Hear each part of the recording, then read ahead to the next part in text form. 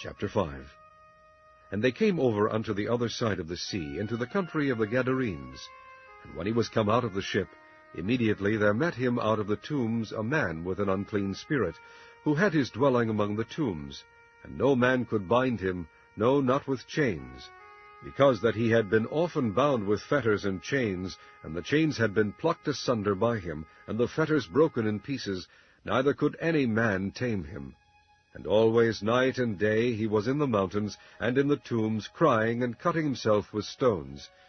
But when he saw Jesus afar off, he ran and worshipped him, and cried with a loud voice, and said, What have I to do with thee, Jesus, thou Son of the Most High God? I adjure thee by God that thou torment me not. For he said unto him, Come out of the man, thou unclean spirit. And he asked him, What is thy name? And he answered, saying, My name is Legion, for we are many. And he besought him much that he would not send them away out of the country. Now there was there nigh unto the mountains a great herd of swine feeding. And all the devils besought him, saying, Send us into the swine, that we may enter into them. And forthwith Jesus gave them leave. And the unclean spirits went out and entered into the swine, and the herd ran violently down a steep place into the sea. They were about 2,000, and were choked in the sea. And they that fed the swine fled, and told it in the city and in the country. And they went out to see what it was that was done. And they came to Jesus, and see him that was possessed with the devil, and had the legion, sitting, and clothed, and in his right mind. And they were afraid. And they that saw it told them how it befell to him that was possessed with the devil, and also concerning the swine. And they began to pray him to depart out of their coasts. And when he was come into the ship, he that had been possessed with the devil prayed him that he might be with him. Howbeit Jesus suffered him not, but saith unto him, Go home to thy friends, and tell them how great things the Lord hath done for thee, and hath had compassion on thee. And he departed, and began to publish in Decapolis how great things Jesus had done for him, and all men did marvel. And when Jesus was passed over again by ship unto the other side, much people gathered unto him, and he was nigh unto the sea. And behold, there cometh one of the rulers of the synagogue, Jairus by name.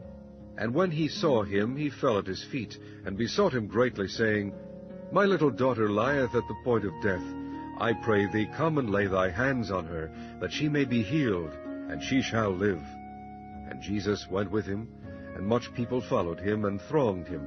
And a certain woman, which had an issue of blood 12 years, and had suffered many things of many physicians, and had spent all that she had, and was nothing bettered, but rather grew worse, when she had heard of Jesus, came in the press behind, and touched his garment. For she said, If I may touch but his clothes, I shall be whole. And straightway the fountain of her blood was dried up, and she felt in her body that she was healed of that plague. And Jesus, immediately knowing in himself that virtue had gone out of him, turned him about in the press, and said, Who touched my clothes? And his disciples said unto him, Thou seest the multitude thronging thee, and sayest thou, Who touched me? And he looked around about to see her that had done this thing. But the woman, fearing and trembling, knowing what was done in her, came and fell down before him, and told him all the truth. And he said unto her, Daughter, thy faith hath made thee whole. Go in peace, and be whole of thy plague. While he yet spake, there came from the ruler of the synagogue's house certain which said, Thy daughter is dead. Why troublest thou the master any further? As soon as Jesus heard the word that was spoken, he saith unto the ruler of the synagogue, Be not afraid, only believe. And he suffered no man to follow him, save Peter, and James, and John the brother of James. And he cometh to the house of the ruler of the synagogue, and seeth the tumult, and them that wept and wailed greatly. And when he was come in, he saith unto them, Why make ye this ado, and weep? The damsel is not dead, but sleepeth. And they laughed him to scorn. But when he had put them all out, he taketh the father and the mother of the damsel, and them that were with him, and entereth in where the damsel was lying. And he took the damsel by the hand, and said unto her, Talitha cumi, which is, being interpreted, Damsel, I say unto thee, arise. And straightway the damsel arose and walked, for she was of the age of 12 years.